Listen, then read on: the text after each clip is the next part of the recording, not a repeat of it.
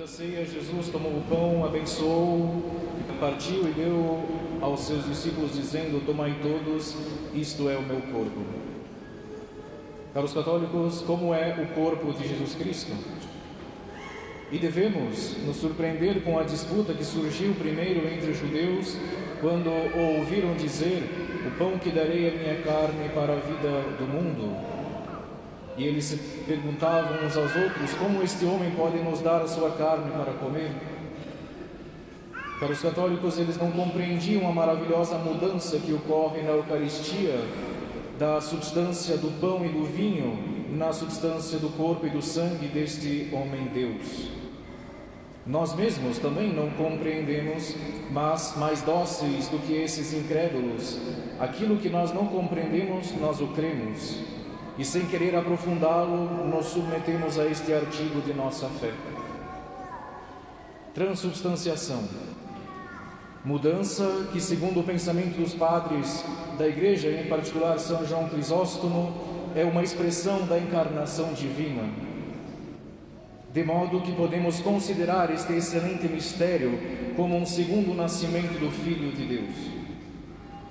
Além de sua geração eterna no seio de seu Pai, ele nasceu na terra pela primeira vez no seio da Virgem Maria, onde havia sido concebido.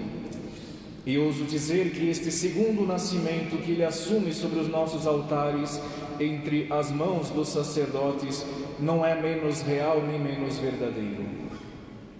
Também não é menos milagroso, nem menos admirável, e também não é menos vantajoso aos homens, nem menos salutar.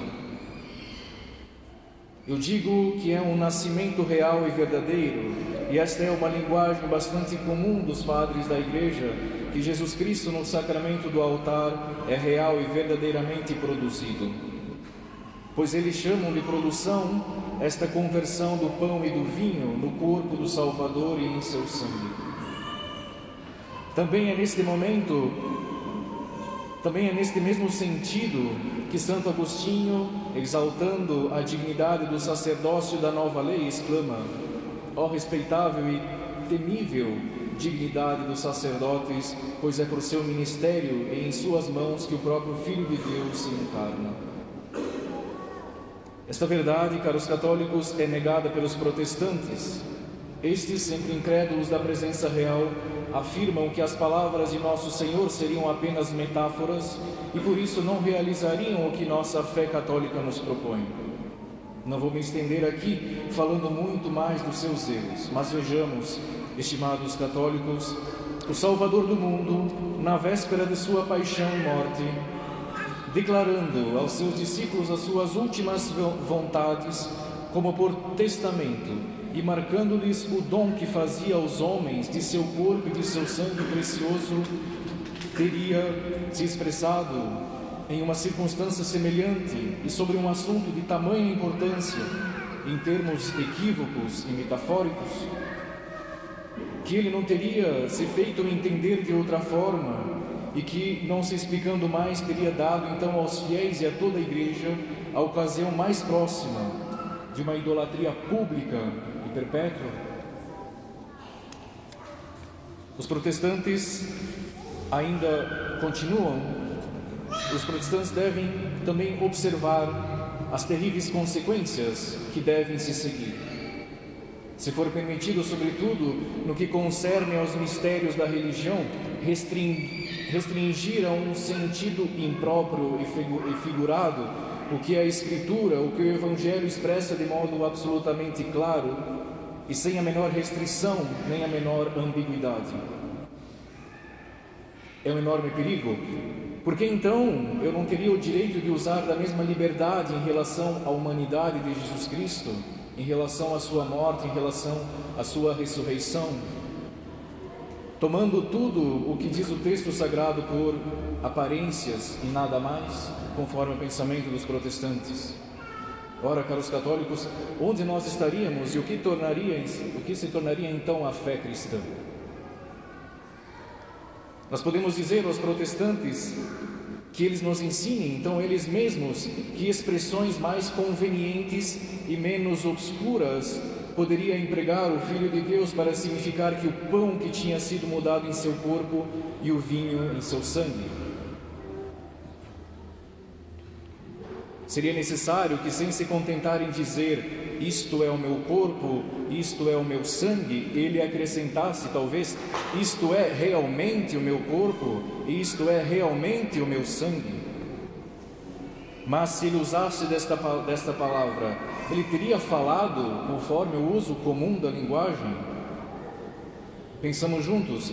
Por exemplo, eu digo, eis o pão, eis o vinho, ou qualquer outra coisa que seja, e eu me atenho a isso, e isso basta, e a informação foi passada. Quem quer que me escute não concebe de imediato o meu pensamento, e não concebe também o que eu quero dizer, que é de fato pão e que é de fato vinho.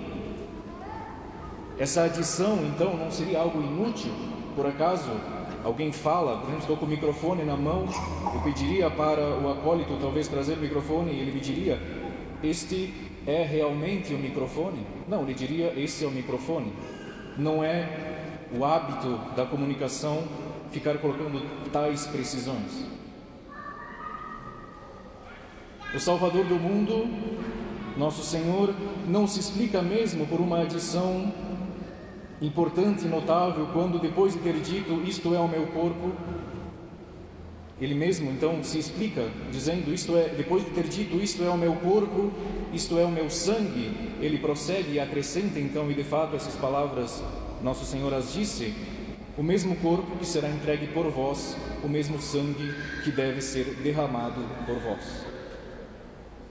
Enfim, devemos então remeter os protestantes à tradição de todos os séculos desde o estabelecimento da Igreja, às definições dos concílios, tanto gerais como nacionais, aos ensinamentos de todos os padres, seja eles gregos ou latinos, à fé de todos os povos, de todos os impérios, de todo o mundo cristão, onde de era em era e sem interrupção nós vemos uma profissão autêntica e unânime desta verdade capital, que Jesus Cristo em seu sacramento está presente em pessoa e contido sob os acidentes do pão e do vinho.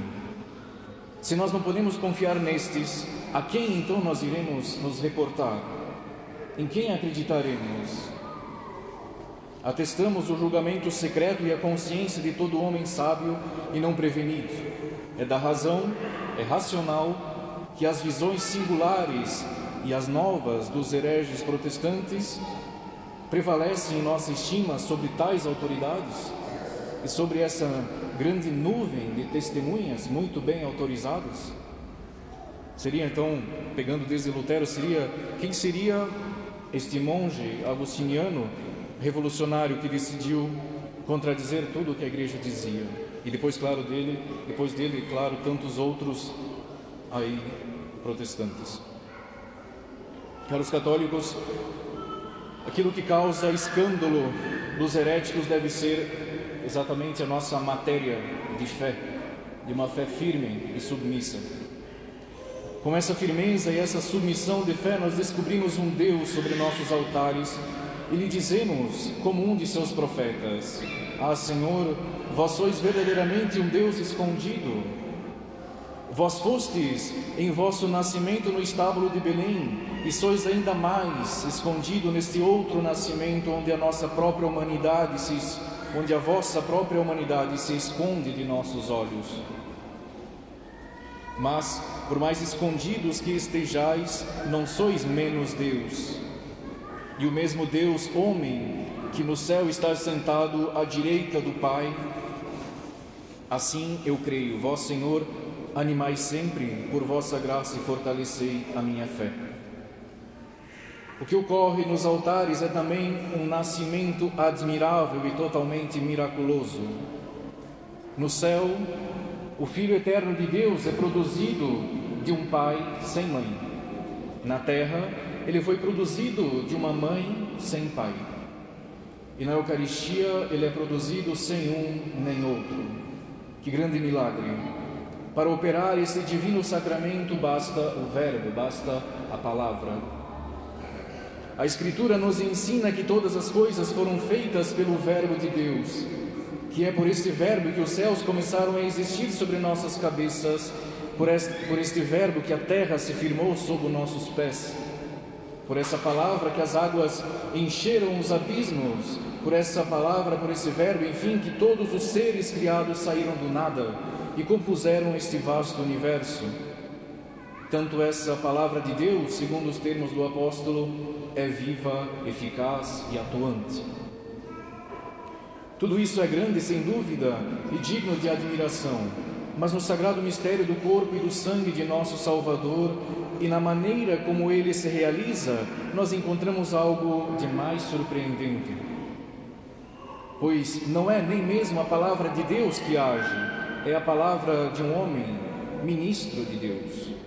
De tal modo que nós podemos aplicar ao sacerdote esta bela palavra e nobre expressão do profeta Davi, falando de Deus, Criador do mundo. Ele disse e tudo se fez. Com efeito, o sacerdote fala, pronuncia, diz, e de repente, quantos milagres! Ele diz e no instante toda a substância do pão, toda a substância do vinho é destruída. De modo que sob a mesma figura, os mesmos exteriores, e sem que nada de novo apareça, não é mais nem pão nem vinho, mas Jesus Cristo em substância, com todo o seu corpo, com todo o seu sangue, todo o seu ser, e como Deus e como homem. Ele diz, e por uma divisão acima de toda a ordem natural e até então desconhecida toda a razão humana, fracos acidentes, tais como os acidentes do pão e do vinho, sua cor, odor, sabor e outros, são separados de seu sujeito, permanecem nesse estado e só subsistem pela virtude divina que os sustenta. Ele diz, e esse mesmo corpo, escondido sob as espécies sacramentais, aí está a maneira dos Espíritos, isto é, estando inteiramente em toda a hóstia, ele está ainda inteiramente em cada parte da hóstia. Que ele aí está indivisível e incorruptível, e que não é nem esse corpo que se divide ao dividir a hóstia, nem esse corpo que se dissolve quando a hóstia vem a se dissolver. Ele diz, e o mesmo Filho de Deus, que saindo deste mundo após a sua ressurreição, subiu ao mais alto do céu, sem deixar essa morada celeste, desce sobre o altar, de modo que ele está ao mesmo tempo no céu e na terra, todo resplandecente de luz no céu e como que sepultado na obscuridade na terra, tão glorioso na terra quanto no céu. São milagres incompreensíveis e inefáveis, milagres que os padres da Igreja só consideram com santo temor e que São João Crisóstomo chamava de mistérios terríveis e formidáveis. Milagres que os heréticos ousam contestar, porque não os penetrando, não os julgam possíveis de acontecerem, como se ignorassem esse oráculo do Evangelho, que diz que nada é impossível a Deus, como se eles pretendessem medir a onipotência de Deus segundo as suas visões estreitas e limitadas, como se as obras de Deus não fossem tão maravilhosas quanto são, porque ultrapassam a nossa inteligência e estão acima dos nossos raciocínios. Diz Santo Agostinho, recusaremos a um Deus tão grande essa vantagem de poder fazer mais do que nós podemos pensar e compreender? Humilhemo-nos e tremamos sob o peso de sua grandeza.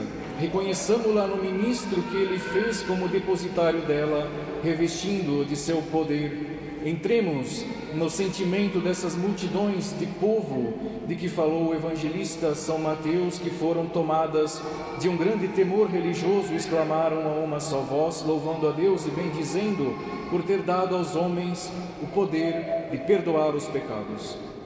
Bendigamo-lo muitas vezes nós mesmos e rendamos-lhe ações de graças pelo poder que ele deu a estes mesmos homens de consagrar seu corpo e seu sangue.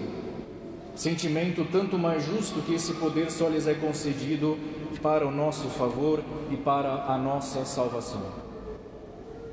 Caros católicos, este nascimento que ocorre sobre os altares é ainda infinitamente vantajoso e salutar para nós. Disse o anjo aos pastores no dia do Natal: não temais. Venho-vos dar uma notícia que deve ser para todo o povo o motivo de uma grande alegria, a saber que vos nasceu um Salvador. Ora, é nessa mesma qualidade de Salvador que Jesus Cristo se torna presente sobre o altar e que se encerra em seu sacramento.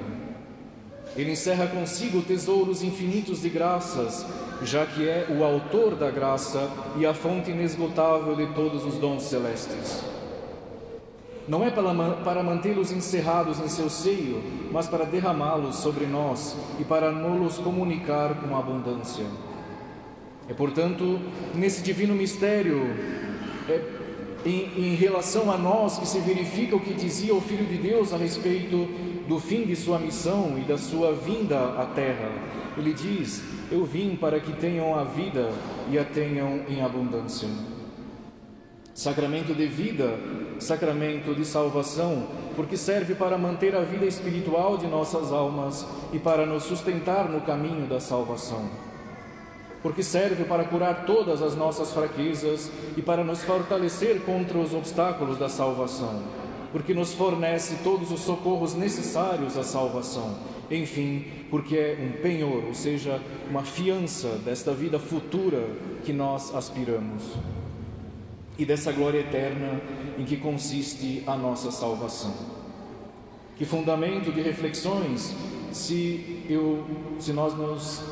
nós empreendêssemos em aprofundá-lo. Que grande matéria a todos os sentimentos do mais vivo reconhecimento a Deus.